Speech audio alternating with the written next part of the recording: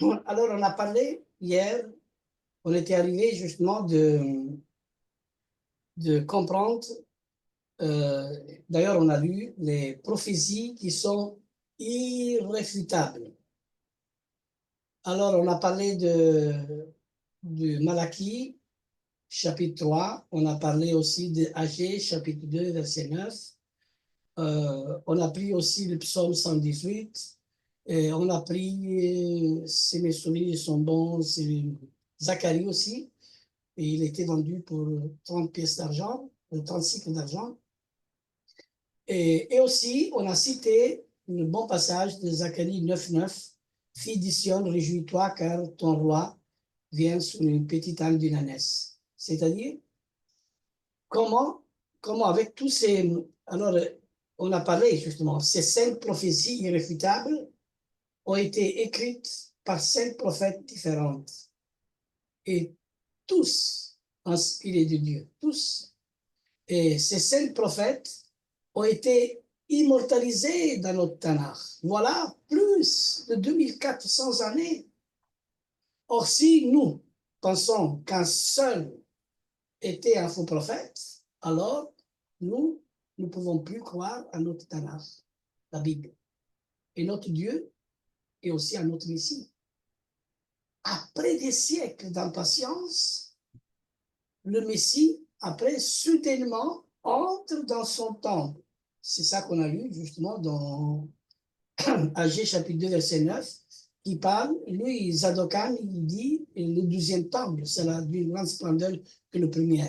Le dernier est celui qui va être rebâti, et ce n'est pas le Messie, c'est là le piège où les Juifs disent, ça c'est le dernier temple, le Messie il est venu, c'est ça c'est ce que la Bible dit, et même beaucoup de chrétiens vont y croire, parce que dans l'hébreu, si on fait les recherches, ça correspond à dire le dernier temple. Mais Zadokan, c'est un juif.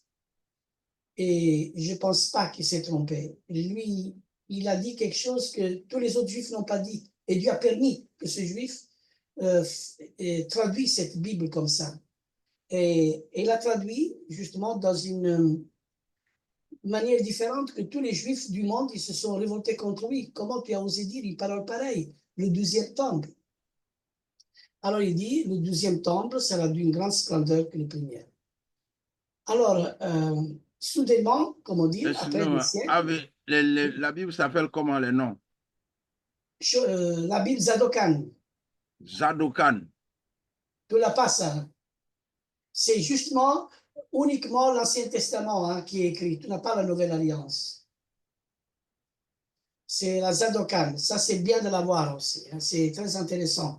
Moi aussi, j'ai la Cheraki. C'est très important de voir et de vérifier. Moi, je lis toujours dans la Louise et Comte parce que c'est plus facile à lire. Mais après, quand je lis dans la Louise et Comte, tout de suite, je vais aller vérifier parce que la Louise et Comte, il y a plein d'erreurs. Je la prends parce qu'il y a un français plus facile pour moi à comprendre. Alors, moins d'une génération. Alors ici, si on était arrivé justement que le Messie soudainement entre dans son temple, et moins d'une génération plus tard, Dieu, d'un geste dramatique, fait détruire ce temple et la ville de Jérusalem, exactement de la manière dont Yeshua l'avait annoncé à son peuple. Et le peuple juif ayant rejeté, en partie on va dire, ayant rejeté le Mashiach, le Messie, alors le peuple juif essaye à plusieurs reprises de reconstruire le temple afin de rendre possible l'avènement du Messie, au d'un Messie. Mais jusqu'à présent, toutes ces tentatives, ils sont échouées. J'attends beaucoup. Le temple peut-être, le Mashiach va venir. Toutes ces discussions, ils sont toujours dans le peuple juif. Et l'histoire,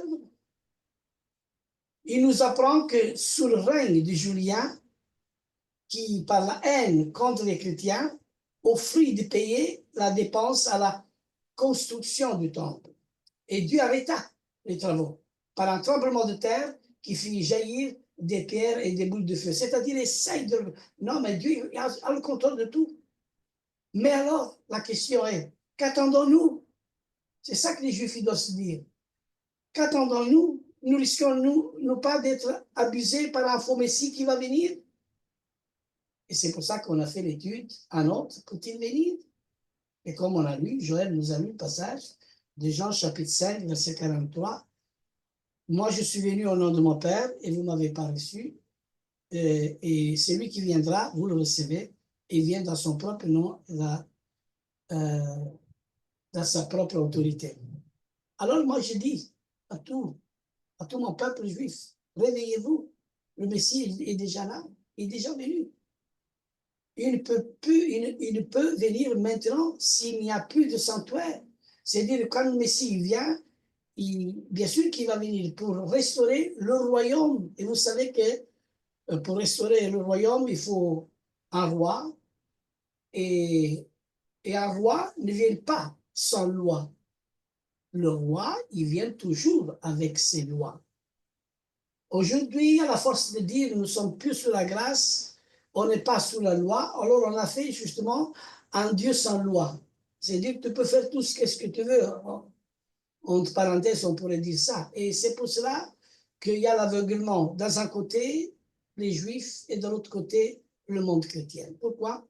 L'esprit d'aveuglement, l'esprit de surdité et d'assoupissement chez les Juifs à vis-à-vis du Messie et chez les gentils des nations à vis-à-vis d'Israël. C'est pour ça que nous avons besoin les uns et les autres. C'est pour ça que Paul vient aux gentils des nations et lui-même il dit, je voudrais bien être moi-même anathème pour l'amour de mon peuple afin d'en sauver quelqu'un. Et c'est lui qui a été very gentil pour provoquer le peuple à la jalousie. Mais qu'est-ce qu'on a fait? À la place de provoquer le peuple à la jalousie, on l'a persécuté. Alléluia. Alors, on rentre justement dans le sujet d'aujourd'hui, puisque ce que j'ai dit, c'est l'introduction du message. Et pour bien comprendre tout cela, il faut bien comprendre quels sont les 12 aspects du Mashiach. Attendez 1 minute, parce qu'ici, ça crie un peu trop fort, et je vais dire qu'il doit parler plus. Vous entendez du bruit, je pense, là? Non, on n'entend pas, nous. Non, Attendez. on n'entend pas de bruit. On n'entend Mais pas c'est le moi bruit. qui c'est moi qui ai dérangé. On n'entend C'est pas. moi qui ai dérangé 1 minute. Attendez, 1 minute. Il y a les gosses en bas avec elles gardent des petits et tu penses ils doivent Ouais, s'amuser. c'est lui qui attend, mais nous, on n'entend pas. Oui, mais lui, ça doit le perturber pour pouvoir discuter. C'est ça. Ouais.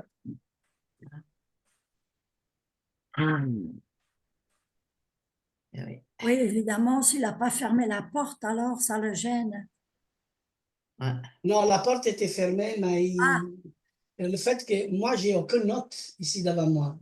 Je ne lis pas. Tu sais, Ok, oui, si Lorenzo. j'ai les notes, alors, tu sais, le copier-coller, c'est facile à donner des messages. Ouais, Mais ouais. quand l'esprit qui doit parler, il doit être concentré quelqu'un. Je pense que c'est la meilleure chose. Nous voulons être enseignés par l'Esprit Saint. Et je nous donne vraiment ce que j'ai reçu. Et après, on analyse ensemble.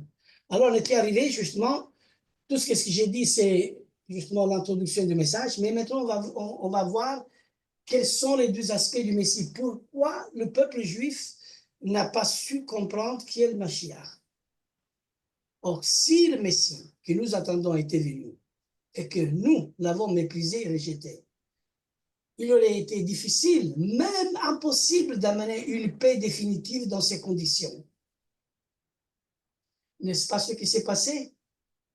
Mais le Messie apporte une paix qui surpasse toute intelligence, comme dit l'apôtre Paul aux Colossiens.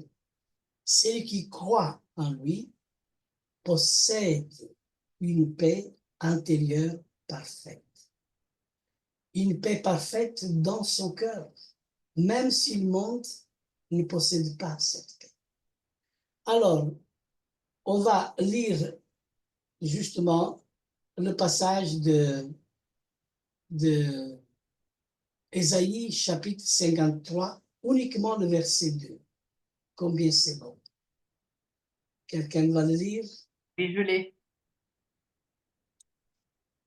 Il s'est élevé devant lui comme une faible plante, comme un rejeton qui sort d'une terre desséchée.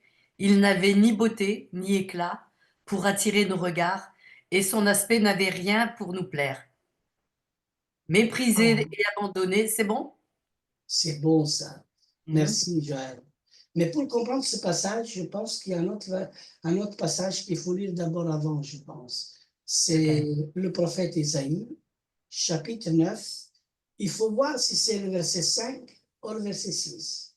9. Le passage, il dit, un enfant nous est né, un fils nous est donné, et Car un enfant nous est né, un fils nous est donné, et la domination reposera sur son épaule. On l'appellera l'admirable, conseiller, Dieu puissant, Père éternel, prince de la paix. Qu'est-ce que vous voyez dans ce passage? Vous savez, combien de vous, je pose la question, Sœur Myriam, combien de fois tu as lu ce passage? Plusieurs fois. Plusieurs fois, une centaine de fois, même Oui. 1000 fois. Oh là là, on vient, combien? Je crois que tout le monde a lu ce passage, je ne sais pas combien de fois. Et moi, je l'ai lu milliers de fois, mais je n'avais pas compris. C'est justement dans ce passage qu'on voit les aspects du Messie. C'est dans ce passage qu'on voit le Messie souffrant et le Messie qui est roi et qui est humble et qui est monté sur un âne. Le passage, il dit, un enfant nous est né, c'est-à-dire c'est la première venue du Messie, il fallait qu'il soit, il fallait que la prophétie soit accomplie, et comme il dit le prophète, Bethléem Ephrata, tu n'es pas la plus petite ville, c'est le prophète Michée qui dit ça, tu n'es pas une petite ville, la plus des petites villes, la plus petite du peuple d'Israël, mais de toi sortira celui qui sauvera le peuple du péché. Et alors, il est né, c'est-à-dire si un enfant est né, une Torah nous a été donnée. Vous voyez comment je rentre dans la révélation de Dieu. Mais là, j'ai eu une confrontation avec un rabbin, un juif, disons, quelqu'un qui est vraiment dans le judaïsme à fond. Il a voulu me parler, il a voulu faire une confrontation avec moi par Skype. Je n'ai jamais fait ça, mais j'ai été poussé à le faire et j'ai eu ce rencontre avec ce monsieur, très gentil, très calé, très intelligent, Il m'a dit, j'ai écouté ton message, ta vidéo sur le Messie juif et je ne suis pas d'accord avec vous. Il m'a dit, bah, j'ai dit, tu n'es pas obligé d'être d'accord. On est dans la liberté de voir. Moi, je crois que vous vous trompez ce que vous dites, parce qu'il donne une autre interprétation. Et quand on arrive dans ce passage, moi, je commence à le lire et je dis, un enfant nous est né et une Torah nous a été donnée. Et lui me dit, stop, ici n'est pas écrit une Torah nous a été donnée. Ici, c'est écrit, un fils nous est donné. Oui, j'ai dit, mais comme nous sommes des juifs et deux questions, trois opinions, vous savez qu'il y a les mots synonymes. J'ai dit le mot fils, le mot fils veut dire Torah. Le mot fils veut dire aussi la parole vivante. Si on a l'Esprit de Dieu pour comprendre qui est le Mashiach. Il est resté pendant 5 secondes en silence. Après, mais enfin, il n'a pas voulu s'accorder, chacun interpréter de la façon comme il voulait. Moi, j'interprète selon l'esprit comme il me conduit, mais il y a plusieurs esprits. Il faut voir dans quel esprit nous sommes animés et quel est l'esprit qui nous donne l'interprétation de la parole. Alors, il faut faire attention à ne pas croire à tout esprit, mais il faut voir que l'esprit, examiner l'esprit, comment dire, examiner l'homme. Et là, je viens de dire que le mot fils veut dire Torah parce que la Bible dit, car Dieu a tant aimé le monde qui a donné son fils. Je pourrais dire, qui a donné sa parole et qui a donné justement une partie de lui-même et afin celui qui croit en lui ne périsse point, mais qui a la vie éternelle. Alors, je ne dis pas fils de l'homme, comme c'est écrit dans la Bible, mais je dis homme Torah. parce que c'est comme la parole il s'est fait chair, alors la parole chair, c'est Dieu qui s'est fait chair, alors il est homme Torah, comme je dirais, homme Dieu, parce qu'il est vrai homme. Et comme il dit Colossiens, en lui habite corporellement toute sa divinité. Voyez comment on peut vraiment définir toute la divinité de Yeshua, mais il faut être très préparé. C'est dire parler en juif, il faut être qualifié par Yeshua, il faut que le Seigneur il te donne déjà une grande richesse pour parler comme l'apôtre Paul aussi, comme il a aussi tant d'autres serviteurs dans le monde qui parlent bien de Mashiach aux Juifs. Il y en a plein. C'est-à-dire, il y a un petit reste qui font ce travail. Et voilà que dans ce passage de Ésaïe, nous trouvons un enfant est né, le fils nous est donné, et après il dit, l'empire reposera sur ses épaules. Après, on l'appellera, c'est-à-dire dans le futur, comment on l'appellera dans le futur? Joël. Admirable conseiller, Dieu, puissant Père éternel, prince de la paix. Alors, qui est le prince de paix qui va venir, qui va restaurer le royaume d'Israël? C'est Yeshua. Alors, c'est-à-dire, la mission du Messie n'est pas encore finie. La mission du Messie est toujours... C'est Ésaïe combien? Et alors, c'est Ésaïe 9, 6. 9, verset 6. Certaines Bibles, c'est le verset 5, mais ici, c'est le verset 6. Hein? Oui, nous, c'est le verset 6. OK. OK. Alors, tu l'as trouvé, pasteur Jean-Baptiste. Ça va pour toi? Oui, j'ai écrit, mais je vais chercher. Est-ce qu'il y a quelqu'un qui veut poser encore une autre question avant que j'avance? OK pour tout le monde? Oui. OK. OK.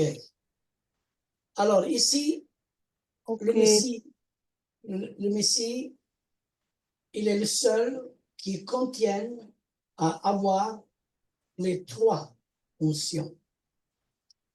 Il est le vrai souverain sacrificateur, il est le vrai prophète, parce que Moshe a dit plus tard, Dieu vous donnera un prophète comme moi, et il sera le véritable roi des rois. Quand il va venir avec un cheval blanc. Sous la cuisse du cheval, c'est marqué le roi des rois, le seigneur des seigneurs. C'est lui qui est le véritable. Mais il y a aussi un anti-Mashiach qui va venir aussi avec un cheval blanc, comme c'est écrit dans l'Apocalypse au chapitre 6, qui va faire l'ouverture des sceaux avec un arc. Et si vous voyez la couleur des 4 chevaux de l'Apocalypse, c'est quel drapeau? C'est le drapeau palestinien. Voilà. Il y a la couleur blanc, la couleur noire, rouge et vert qui parle. Alors, dans les 4 chevaux de l'Apocalypse, on voit justement le drapeau de la Palestine qui entre justement en vigueur. Hein? Et voilà que dans tout ce qui est en train de se passer, Dieu a le contrôle de tout. Alors, le vrai roi des rois est Yeshua HaMashiach. Et une autre prophétie. Pourquoi il est roi des rois? Parce que dans la première venue, on a lu le passage de Zacharie chapitre 9, verset 9. Réjouis-toi fort, fille de Sion. Jubile, fille de Jérusalem. Voici que ton roi vient à toi juste et victorieux, humble, monté sur un âne, sur le petit de l'ânesse. Moi, je lis dans la Zadokan. Hein? D'accord? OK. Alors, et comme il dit Ésaïe, chapitre 53, et c'est là qu'on remplace les souffrances du Messie avec les souffrances d'Israël. Regardez bien le verset 4. Et pourtant, Joël, lit verset Oui. 4 et 5 de... Cependant, ce sont nos souffrances qu'il a portées, c'est de nos douleurs qu'il s'est chargé, et nous l'avons considéré comme puni, frappé de Dieu et humilié. Le verset 5. Mais il était blessé pour nos péchés, brisé pour nos iniquités. Le châtiment qui nous donne la paix est tombé sur lui, et c'est par ses meurtrissures que nous sommes guéris. Amen. Alors ici, la Zadokan, il dit, et pourtant, ce sont nos maladies dont il était chargé. nos souffrances qu'il portait. Alors que nous le prenions pour un malheureux, atteint, frappé par Dieu et humilié. Et c'est pour nos péchés qu'il a été meurtri, par nos iniquités qu'il a été écrasé. Et le châtiment, gage de notre salut, pesait sur lui. Et c'est sa blessure qui nous a valu la guérison. Voyez comment d'un rabbin à l'autre qui interprète la Bible, comment c'est divin. C'est-à-dire, le deuxième aspect, c'est conseil, le deuxième aspect du Messie, c'est conseiller merveilleux, héros divin, prince de paix et roi de gloire. Mais Yeshua n'a pas encore accompli la mission comme roi des rois. Lui, il est venu pour accomplir la mission comme sacrificateur et prophète. Roi des rois, ça va être à la fin. Vous voyez pourquoi Yeshua, il dit, un autre, il viendra, et même l'apôtre Paul, comme on a lu dans 2 Thessaloniciens, chapitre 2, verset 3, que personne ne vous séduise. Il faut que l'apostasie soit manifestée auparavant. L'apostasie, c'est l'homme du péché, c'est lui qui il s'élève de lui-même, il se placera sous le temple en se proclamant lui-même Dieu. Voilà. Et toutes ces prophéties, ils sont en train de s'accomplir. Alors, vous croyez vraiment que c'est Israël qui a pris nos souffrances pour nous? Mais non. Non, c'est le Messie. C'est le Messie. La Bible dit, et pourtant c'est de nos maladies qu'il a été chargé, nos souffrances qu'il portait. Alors, il y a un autre passage, qui dit, c'est le verset 7 du psaume 24 qui dit, le verset 24, verset 7, oh, c'est bon vraiment, comme le roi des rois, il fait son entrée. Ce psaume, vraiment, il faut l'apprendre tout par cœur. Portes élevées, vos linteaux, élevez-vous, portes éternelles, que le roi de gloire fasse son entrée. Amen. Exaucez aux portes, vos frontons, relevez-vous, portail antique. Vous voyez comment il donne le mot plus original. Pour qu'il rentre le roi de gloire. C'est un juif qui traduit comme ça. C'est Zadokan qui traduit comme ça. C'est-à-dire, le Messie peut-il être en même temps roi humble, monté sur un âne, et roi de gloire, prince de paix? Rejeton et conseiller merveilleux, serviteur souffrant, au héros divin? Le Messie, nous pouvons se manifester sous ces deux aspects opposés. Nous sommes obligés d'admettre pour expliquer ce dilemme qu'il doit venir deux fois, c'est-à-dire les deux aspects vont s'accomplir avec deux venues du Mashiach. La première venue comme Messie souffrant, et c'est pour ça que toute l'humanité devait mourir. Et justement, ici, il parle d'un baptême. Si mes souvenirs sont bons, j'étais réveillé pendant la nuit. Quel est ce baptême? Et l'Esprit de Dieu me dit dans mon cœur, me fait sentir ses paroles, comme si j'attendais sa voix. C'est-à-dire, c'est le baptême du sang. Il y a le baptême de l'eau. Noé, justement, toute la terre a eu son baptême, il a été purifié. Mais maintenant, il y a le sang de Yeshua qui purifie le monde entier. Alors, Dieu a prévu de ne pas détruire l'humanité, mais il a prévu justement de donner son Fils, car tous sont péchés, tous sont privés de la gloire de Dieu, et il a donné justement afin que plus tard on puisse voir qui est l'épouse de Dieu, celle qui est lavée dans le sang de l'agneau. Alors, suivre Yeshua, il faut le suivre comme une épouse aime vraiment son mari. Et nous sommes l'épouse de Yeshua. S'il aime vraiment l'époux, il doit l'aimer et l'attend tous les jours. Et l'époux veut que son épouse soit sans tache, sans ride, irrépréhensible. Une épouse pour mon fils. Pourquoi? Quand Dieu a créé tout, il a créé avec qui? Faisons l'homme notre animal. Il y a une pluralité là-dedans. Il y a les faces de Dieu qui créent toutes choses. Si on veut, la ruach, la partie féminin, a vraiment ce plaisir avec le Dieu Tout-Puissant. Il est ensemble, mais à l'intérieur de la ruach et du Père, il y a une parole qui était toujours d'éternité en éternité à l'intérieur du Père et existait déjà à l'intérieur du Père. Mais le jour où cette parole il est sortie, toute la création qui a été faite pour lui n'est pas suffisante. Il faut quelque chose qui donne la satisfaction au Fils de Dieu, à la parole de Dieu. Il faut une épouse. Et comme Dieu créa l'homme et dit, ce n'est pas juste que l'homme soit tout seul, il a dit. Voulons dire, ce n'est pas juste que mon fils, celui qui est en moi, à l'intérieur, soit aussi seul.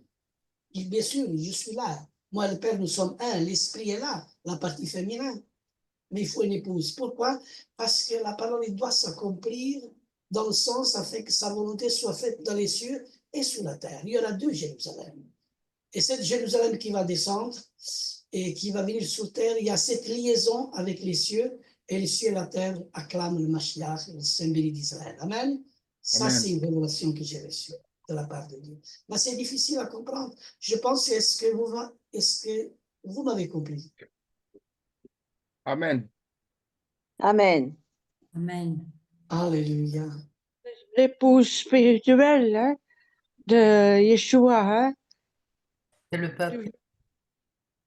Oui, là, Anne n'a pas compris. Oui, il a compris l'épouse spirituelle.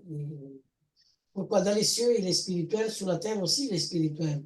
Mais il faut comprendre ce qui est dans les cieux et ce qui est sur la terre. Nous allons dire, je rentre dans d'autres détails, c'est un peu difficile, peut-être ne sont pas à la portée de certaines personnes, comme Yeshua même disait, si je vous parle des choses spirituelles et vous ne comprenez même pas les choses charnelles, vous imaginez les choses spirituelles. C'est-à-dire, on est très loin de comprendre le Messie.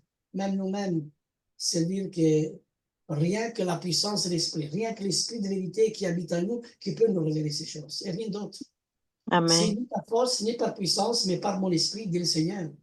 Et c'est l'Esprit qui est saint. Il y a beaucoup d'esprits, mais ils ne sont pas saints de tout.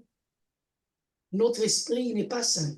Mais l'Esprit Saint n'est pas notre esprit. C'est l'Esprit de Dieu qui demeure en nous. Et quand Yeshua dit, si ma parole demeure en vous, voulons dire cette parole qui était inspirée par mon esprit, parce que toute parole était inspirée par l'Esprit de Dieu. Or, même maintenant, si cette parole demeure en nous, l'Esprit demeure en nous.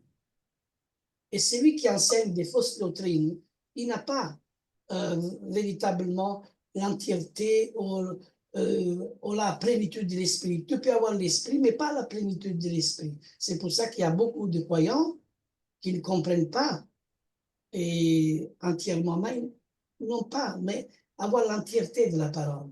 C'est pour ça que Yeshua il disait à ses disciples, ne vous éloignez pas de Jérusalem. Attendez la promesse. Quand vous serez revêtus de la puissance d'en haut, c'est alors là que vous serez mes martyrs, pas mes témoins, mes martyrs. C'est-à-dire que tout ce qu'il y a ici dans ce monde n'est pas pour nous. Le monde aime ce qui est à lui. Et tout ce qu'on a créé, tout ce qu'on a fait comme succès, on va dire, maison, propriété, dans ce qui Dieu a béni aussi nos mains ici, sur cette terre, un jour pourra disparaître parce qu'on sera confronté. On sera confronté avec la marque de la bête plus tard. Et on verra bien qui. Vous comprenez? Comment c'est très important d'avoir le bon enseignement et se préparer avec la parole de Dieu qui entre dans notre cœur.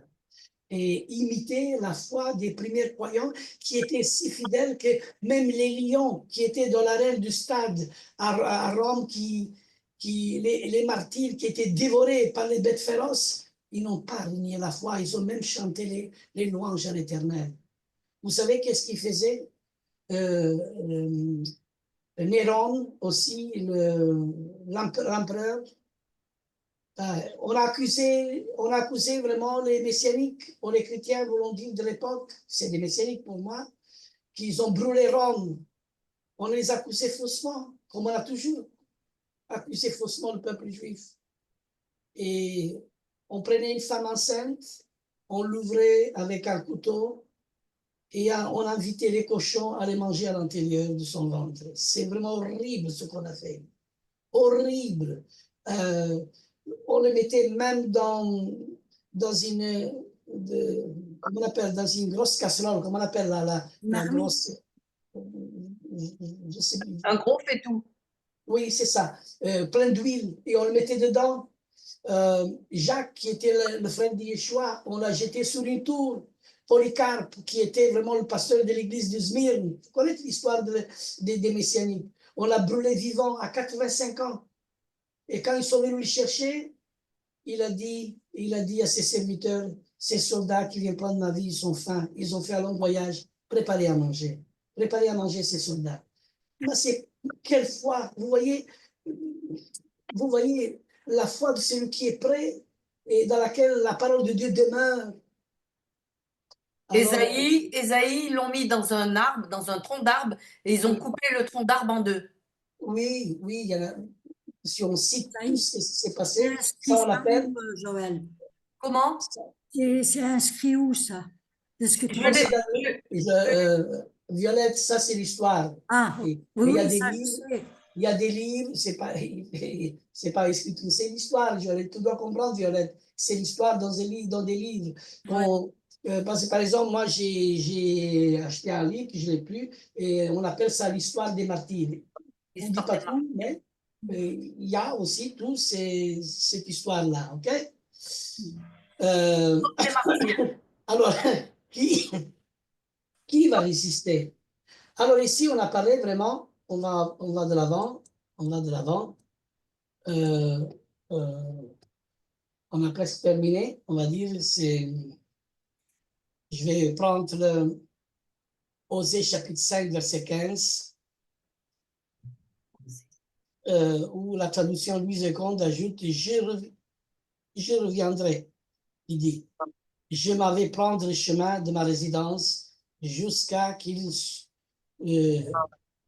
Je m'en irai, je reviendrai dans ma demeure, jusqu'à ce qu'ils s'avouent coupables et cherchent ma face. Quand ils seront dans la détresse, ils auront recours à moi. C'est-à-dire, ils me chercheront. Alléluia. Je m'en vais prendre le chemin de ma résidence. Alléluia. Alors, quel est notre chemin de notre résidence, mes frères et sœurs? Quel est? Alors ici, justement, je vous ai parlé des deux aspects de Mashiach. Et maintenant, on va méditer un petit peu avec quelques questions ensemble. Parce qu'il y a sûrement beaucoup de questions à donner. Parce qu'ici, on est confronté dans beaucoup de questions. Vous savez, le roi, quand il va venir, il vient avec ses lois. Et de dire, nous sommes plus sur la loi, nous sommes sur la grâce. Nous sommes toujours, la loi de Dieu est toujours en application. La loi, ce sont les commandements. La loi ne veut pas dire, loi veut dire enseignement, instruction. C'est-à-dire, l'instruction de Dieu est toujours présente et ça, nous avons besoin d'être conduits par la loi de l'Éternel. Vous imaginez le code de la route, si on ne suit pas la loi du code de la route, on ne respecte plus la priorité droite, les feux rouges et tout ça, on aurait des accidents partout continuellement. Vous voyez? Alors, nous appliquons les commandements de Dieu. D'ailleurs, il y a les lois circonstancielles, il y a les lois cérémonielles, on ne doit plus faire tout ça. Le Messie, il est venu accomplir ce que lui, il est venu accomplir, tu ne dois pas faire ça. Mais nous devons justement apporter sa parole. Il a instruit ses disciples, il n'a pas instruit les rabbins, il a instruit ses disciples. Il a instruit même l'apôtre Paul. Et l'apôtre Paul était celui qui a écrit presque toutes les épîtres. C'est lui qui pouvait faire face à donner des commentaires de tout, sur la loi et tout, parce que c'était un rabbin. Vous imaginez? Il a pris de tous les rabbins un seul rabbin. Les autres, c'était des pécheurs. Vous savez pourquoi le Seigneur a choisi des pécheurs? Je pose une question. Parce que l'homme de la mer, le pécheur, c'est un homme de patience. Ouais, c'est ça. C'est à cause de leur patience. Pour pécher, il faut avoir de la patience. Vous savez qu'ils ont même péché toute la nuit et n'ont même pas pêché un seul poisson. Ils ont dit au Seigneur, Seigneur, toute la nuit, on n'a pris même pas un seul poisson et toi tu nous dis, prends le filet et mettez-le de l'autre côté. Voyez là, c'est fort. Et là, ils ont pris combien de poissons, si vous vous souvenez? Combien? Le filet était plein, ça je sais, mais combien? 153 poissons. Mais c'était 153 gros poissons. Et pour les prendre, justement, il faut qu'il Yeshua il dit où il faut mettre le filet. Maintenant, le chiffre 153 veut dire les fils d'Élohim en hébreu.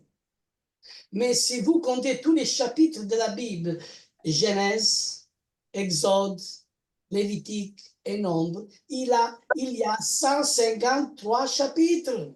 Il y a 153 poissons. Ouais, c'est vrai. Et Devarim, c'est la répétition. C'est bon ça, hein, savoir. Alléluia. Alléluia, amen, Seigneur. Alléluia. Oh ben, aujourd'hui, on a appris quand même quelque chose, ok? Amen. Amen. Alors, qu'est-ce qu'on pourrait, justement, nos rabbins, comme il dit, oublient plusieurs passages de notre Tanakh.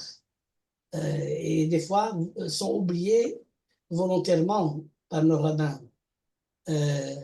Par exemple, le prophète Ésaïe, inspiré de Dieu, en l'an 698 avant Yeshua Mashiach, est considéré par le peuple hébreu comme étant l'un des prophètes les plus importants de notre Tanakh, sur l'ordre de l'Éternel. Ésaïe mentionne dans son livre la plupart des prophéties concernant la venue du Messie. C'est lui qui parle de ça. Mais régulièrement, comme ils disent certains juifs, il y a un bon commentaire, dans les synagogues, les rabbins ne lisent pas à haute voix le livre du prophète Isaïe, surtout le chapitre 53. Ils ne lisent pas. Non, Il y a il quand dit même que certains ça rabbins. représente le peuple. Il dit que ce chapitre, je l'ai relu, on voit bien que ça ne représente pas le peuple, c'est un homme que ça représente. Ben, bien sûr. Alors, lorsque le livre d'Isaïe est en cours de lecture, alors tous les rabbins, à chaque fois, oublient le chapitre 53 et passent directement du chapitre 52 au chapitre 54, suivant normalement la lecture de l'Haftarah. Alors, c'est-à-dire que même certains disent, Dieu n'aurait pas dû écrire le chapitre 53. Certains rabbins disent ça, et encore ils disent que s'il y a 10 juifs mis ensemble, la pensée de Dieu ne compte pas. Vous imaginez quel orgueil? Et d'ailleurs, ce n'est pas possible. Alors, il ne faut pas dire trop vite. Bien sûr que les rabbins sont sages. J'aime bien lire les commentaires de Rashi, de Maïmonide. C'est vraiment magnifique. Eh bien, mais demain, je vais vous parler d'Isaïe 53. OK?